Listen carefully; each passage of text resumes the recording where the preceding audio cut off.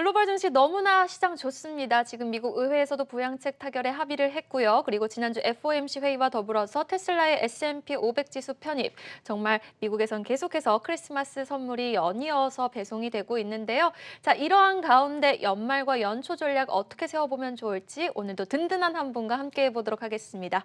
자, 소개해드릴게요. 오늘도 언택트로 만나볼 텐데요. 유한타증권 글로벌 인베스트먼트 본부 유동원 본부장과 함께 해보도록 하겠습니다. 안녕하세요. 네, 안녕하십니까.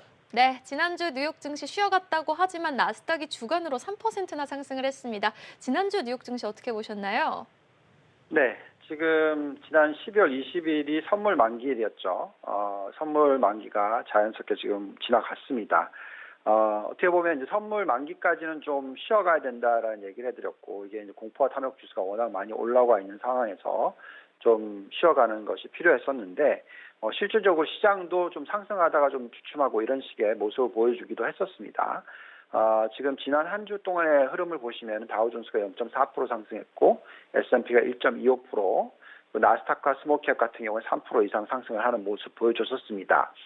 자, 지금 많은 분들이 미국 증시의 과열에 대해서 걱정들을 하고 계시지만 제 개인적인 분석으로는 아직까지는 오히려 시장이 더 상승할 수 있는 여건이 만들어지고 있다라고 판단을 하고 있습니다.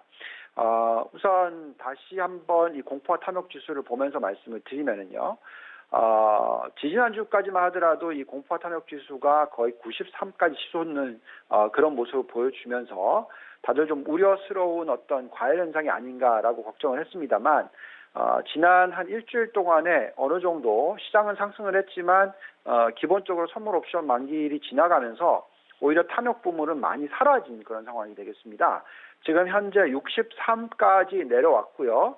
93에서 63이니까 30포인트나 내려왔습니다. 그래서 오히려 상승할 수 있는 여건이 좀 만들어지고 있는데 지수가 이렇게 많이 떨어진 이유를 놓고 보면은 몇 가지 지표들이 이 탐욕 지수 안에 들어가 있는데 시장 변동성이라든지 아니면 풋콜 레이쇼라고 해서 시장이 빠질 것이냐 상승할 것이냐 하는 부분에 있어서의 어떤 베팅을 하는 그런 풋콜 레이쇼를 놓고 봤었을 때 오히려 지금 뭐 공포 숫자다라고 볼 수가 있겠습니다.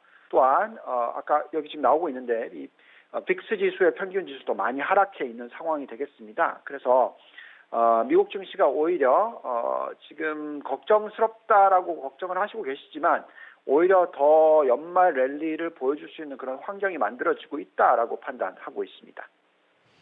네, 미국 만기일이 지나고 더 큰 폭의 상승 가능성이 높아졌다라고 짚어주셨는데요. 지난주 FOMC 회의 결과를 비롯해서 오늘 타결된 부양책 합의만 보더라도 앞으로 좀 유동성이 더 많이 풀릴 가능성이 높아지면서 추가적인 상승을 좀 점치시는 분들이 많은데 유동성 지표 한번 점검해보고 갈까요? 네. 미 연준이 지난주에 발표한 내용을 보고 있으면 계속적으로 유동성 지표가 오히려 더 좋아졌다라고 말씀을 드릴게요.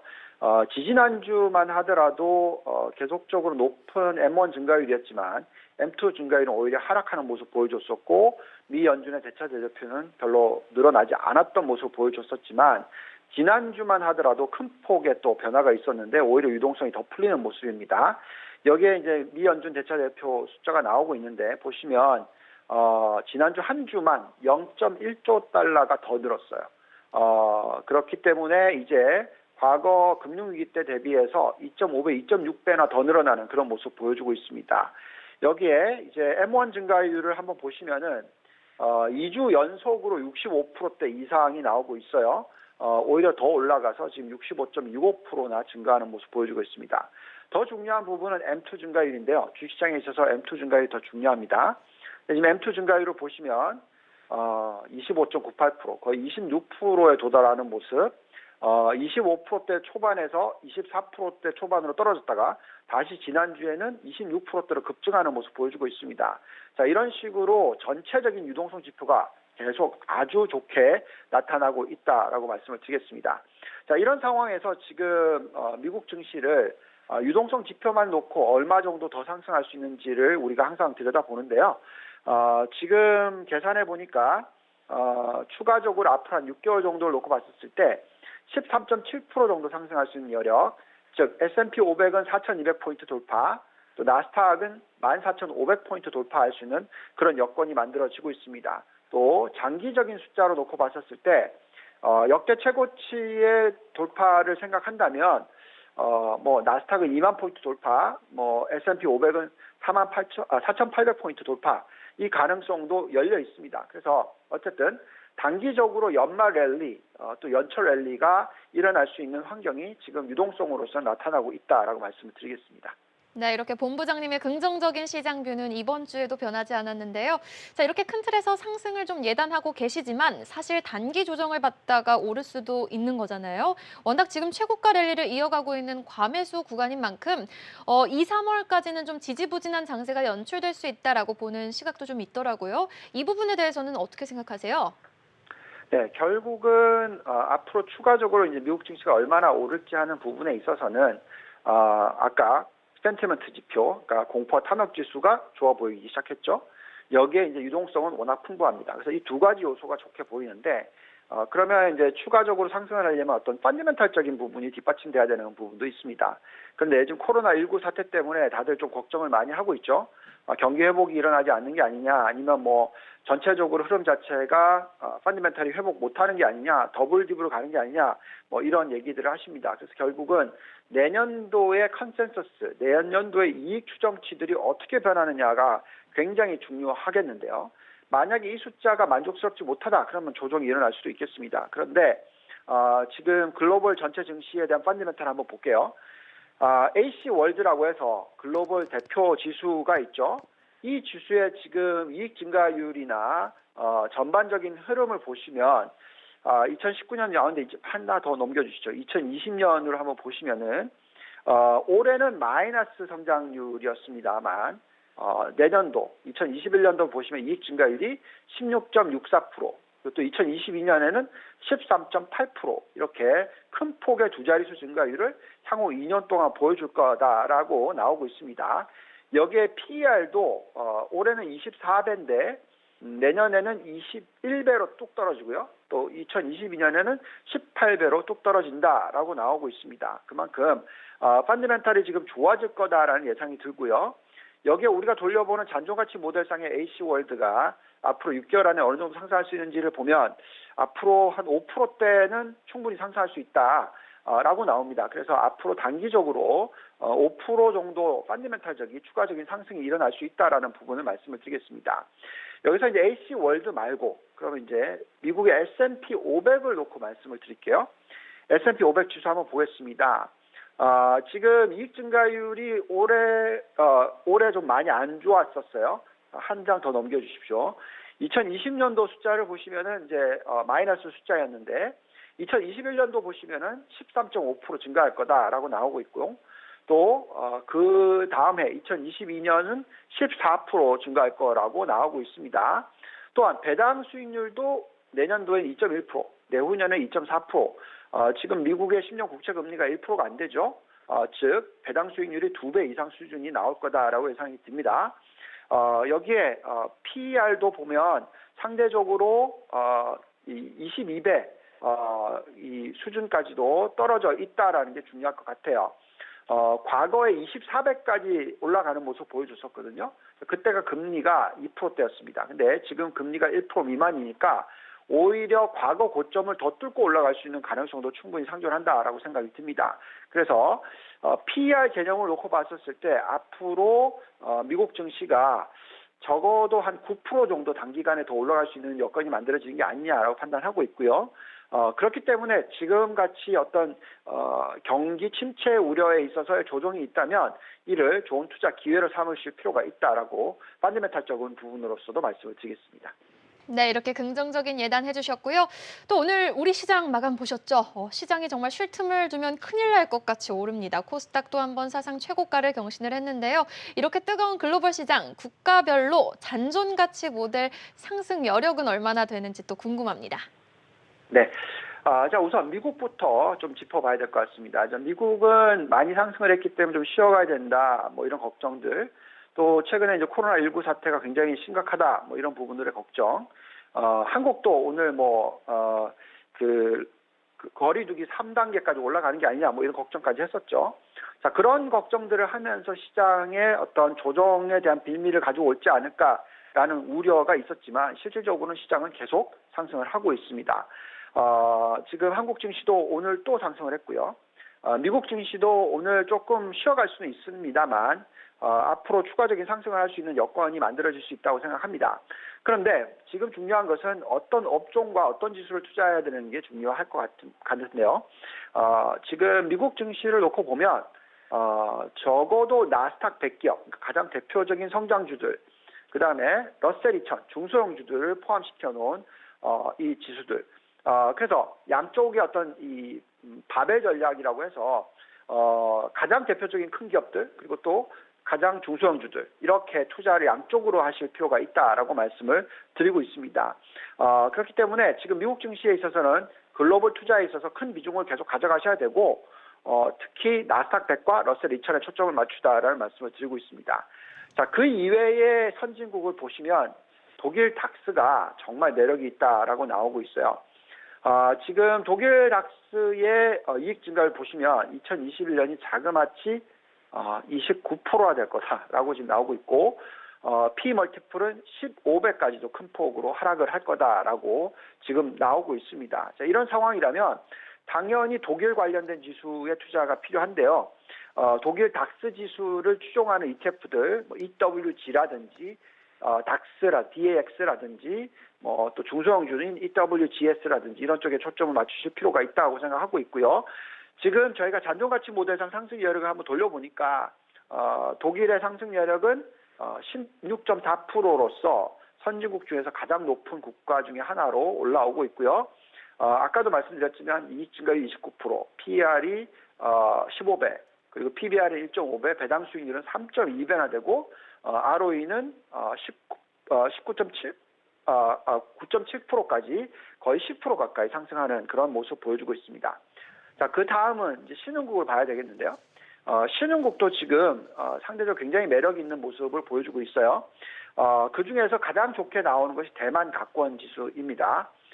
대만 가권 지수를 보시면은 지금 2021년에 이익 증가율이 15.3%, 15.4%, 올해도 지금 이익 증가율이 9%대, 내후년에 또 9%대 증가할 거라고 지금 나오고 있습니다. 여기에 배당 수익률은 3.5% 수준이나 높게 나오고 있고요. 전체적으로 전체적인 상승 여력을 한번 또 보면요. 지금 글로벌 지수 중에서 가장 높은 숫자인 26%대가 지금 나오고 있습니다. 그래서 이렇게 높은 상승 여력을 보여주고 있는 대만에 대한 관심 상당히 필요하다라고 말씀을 드리겠습니다. 여기서 이제 또 다른 국가가 있죠. 예, 우리나라가 있습니다. 우리나라 코스피 한번 볼게요. 자, 코스피의 이익 증가율 상당히 높죠. 2021년 내년입니다. 26.89%, 거의 27% 증가할 거라고 나오고 있고요. 2022년에는 자그마치 17% 또 추가로 증가할 거라고 나오고 있습니다. 자, 이 정도의 펀더멘탈이라면 한국 주식 정말 매력 있다라고 나오는 것이고요. PER은 15배, 내후년에는 13배로 뚝뚝 떨어질 거다라고 지금 나오고 있습니다. 저희가 이제 또 상승 여력을 잔존가치 모델상으로 한번 들여다보면은요. 지금 18.2% 정도 상승할 것이다. 대만이 26%고 그 다음 높은 국가가 코스피로 올라오고 있습니다. 그래서 자, 이렇게 높은 상승 여력을 가지고 있다라는 부분이 굉장히 고무적이다라고 말씀드리겠습니다. 그래서 전체적으로 좀 정리를 해보면 선진국과 신흥국, 저희는 7대3 전략, 그래서 선진국 7, 신흥국 3 정도로 얘기를 하고 있고요. 선진국 안에서 가장 매력이 있다, 두 자릿수 상승 여력이 있다라고 나오는 국가가 여기에 나와 있듯이 미국 나스닥 100, 그리고 독일 닥스, 스웨덴의 OMX, 그리고 영국의 FTSE, 이탈리아의 MIB, 이렇게 지금 대표적인 5개 지수에 초점을 맞추실 필요가 있다라고 말씀을 드리고 있고요. 영국은 지금 브렉시트 때문에 영향을 많이 받습니다만 이게 좋은 투자 기회가 되지 않을까라는 생각까지 가지고 있습니다. 자, 다음은 신흥국 한번 올려보시면 아까도 말씀드렸지만 가장 좋게 나오는 국가가 어디라고 했냐면 대만과 한국입니다. 상승률이 26%, 18%로 가장 높게 나오고요. 그 다음에 올라오는 것이 베트남인데 약 18%, 17.8% 정도 나오고요. 그 다음이 심천, 중국 심천입니다. 16%대. 그리고 마지막으로 중국의 2.4%인 H지수, 대표적인 제조업과 여러 가지 대표들이 있죠. 그래서 이렇게 신흥국도 제조 강대국 쪽, 특히 IT 관련된 강대국 쪽이 관심이 중요할 필요한 그런 시기다라고 말씀을 드리겠습니다. 지금도 뜨거운데 앞으로 더 뜨거워질 가능성이 있다는 게 참 놀랍네요. 코스피가 앞으로 상승 여력이 18%가 된다. 그리고 신흥국 중에서는 두 번째 상승 여력이 있다라고 짚어주셨는데 그러면 지금 자료에는 안 나왔지만 코스닥의 상승 여력은 좀 어떨지 궁금하거든요. 네, 코스닥도 지금 저희가 구해보면 1000포인트는 돌파할 것 같다라고 나옵니다. 코스피가 훨씬 더 매력이 있다고 나오고 있고요. 코스닥은 두 자릿수까지는 아니지만 1000포인트를 돌파한 1007 정도가 적정 가치로 나오고 있습니다. 네, 알겠습니다. 코스닥도 상승 여력이 있다. 1000포인트는 돌파 가능성이 충분히 있다라고 짚어주셨습니다. 자, 이렇게 지금 국가별로 짚어봤고요. 또 제가 주말 사이에 본부장님이 나온 유튜브 채널을 열심히 모니터를 했습니다. 굉장히 캐주얼하게 대화를 하시면서 힌트를 많이 주시는 것 같은데 안 됩니다. 여기서 더 많이 주셔야 돼요, 본부장님. 네, 반도체랑 태양광 기업 쪽에서 힌트를 좀 주시던데 업종별로 자, 주간으로 투자 매력도 한번 점검해 보도록 할까요? 네. 자, 우리가 지금 지수별로의 상승 여력을 쭉 짚어봤죠. 근데 이제 좀 더 디테일하게 들어가면 이제 업종별 어떤 매력도가 있는지가 생각을 해야 되겠죠. 또한 그 업종별을 보다 보면 우리가 성장주를 사야 되느냐, 가치주를 사야 되느냐 이런 부분도 결정을 해야 되는 그런 시기가 되겠습니다. 그래서 우리가 이제 바텀업으로 해서 대표적인 ETF들을 쭉 돌려보고 또 대표적인 종목들을 쭉 돌려봤었을 때 어떤 결과값이 나오는지를 다시 한번 들여다봤습니다. 자, 그러면 지금 대충 결론을 내려보면 성장주 70, 가치주 30 이런 결론이 나오고요. 자, 그 부분에 있어서는 그럼 종목으로서 한번 볼게요. 우리가 ETF를 보고 있는데 탑 20 ETF를 쭉 뽑아보면 지금 빨간 박스권에 있는 게 바로 가치주들이고요. 나머지는 다 성장주들입니다. 그래서 1등부터 10등을 보시면은 속스, SMH 이거 다 반도체죠. 그다음에 태양광이고 IBB 이건 바이오입니다. 그다음에 이제 빨간 박스 안에 있는 게 USMB인데 이게 이제 가치 저변동성 가치입니다. 그다음에 6등 PBD 신재생에너지, LIT 전기차 배터리, iPay 이거는 이제 전자결제 다 성장주죠. 그다음에 XLB는 헬스케어인데 좀 안정적인 그러니까 가치 쪽입니다. 그다음에 10등이 FIBG인데 이건 또 5G 성장입니다. 그다음에 11등부터 20등 볼까요? 보시면은 IWN 가치고요. 17위로 올라오는 UGE가 소비 관련된 가치입니다. 그다음 20등인 DSI가 ESG 관련으로 가치 쪽이 포함이 되어 있습니다. 근데 나머지 또 7개는 다 성장이죠. 자, 이렇게 20개를 들여다봤는데 가치는 5개, 그다음에 성장은 15개입니다. 그러니까 그러면 75% 대 25%인 거죠. 4분의 1이 가치고 4분의 3이 성장입니다. 그래서 경기가 앞으로 좀 회복을 하는 부분을 앞으로 볼 수 있다면 결국 가치주 비중을 약 30% 정도 가져가고 성장주 비중을 70% 정도 가져가는 게 적절하다라고 말씀을 드리고 있습니다. 자, 그렇다면 성장주 중에서 가장 대표적으로 우리가 좋아하고 있는 업종은 뭐냐? 예, 뭐니 해도 반도체. 자, 그 다음에 태양광, 바이오 이런 쪽이 좋겠고요. 또 5G, 전기차 배터리, 전자결제, 사물 인터넷 뭐 이런 쪽이 올라옵니다. 이게 다 성장주 쪽이고요.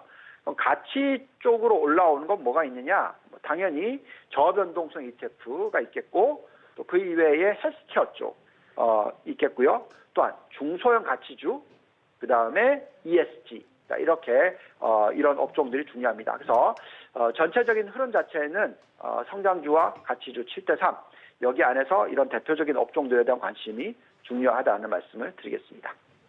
채팅방에서 본부장님 지금 7대3 비율 굉장히 좋아하신다고 지금 신흥국과 선진국 7대3 그리고 가치주와 성장주도 7대3 전략이 유효하겠다라고 짚어주셨습니다.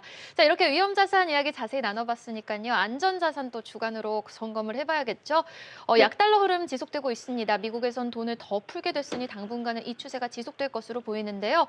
자, 2,500만 원을 기록한 비트코인에 테슬라가 투자를 한다. 이런 뉴스도 있더라고요. 환율, 비트코인 쫙 한번 진단을 해볼까요? 네, 짚어보겠습니다. 자, 만약에 이제 미국의 인플레이션이 큰 폭으로 상승을 하게 된다. 그러면 뭐 상대적으로 굉장히 좀 걱정스러운 시장 환경이 만들어집니다만, 지금 현재 시점에서는 인플레이션은 그렇게 크게 치고 올라가는 것 모습이 보이지 않습니다. 오히려 이런 대체 자산들이 상승이 두드러지는 모습을 보여주고 있고, 실제로 경기 민감한 어떤 원자재 가격이 큰 폭의 급등을 하는 모습은 아니다라는 게 중요할 것 같습니다. 지금 미국의 10년 국채 금리를 한번 보시면은 상승을 하고는 있어요. 그런데 인플레이션이 크게 치고 올라가고 있지 않기 때문에 이게 2%대로 금방 올라갈 거냐? 그렇게 보여지지 않는다라고 말씀을 드리겠습니다. 아주 천천히 상승을 해서 아마 2%대까지는 앞으로 1년 내지 2년 정도의 시간이 필요하다라고 판단이 듭니다. 자, 여기에 이제 달러 지수가 어떻게 움직이고 있는지 부분을 보시면 달러 지수가 하락은 하고 있으나 전 최근 저점이었던 88을 크게 뚫고 내려갈 것 같아 보이지는 않습니다. 그래서 어떤 안정적인 달러 지수가 앞으로 보여줄 수가 있다라고 예상이 되고요. 여기에 또 위안화 움직임 한번 볼까요?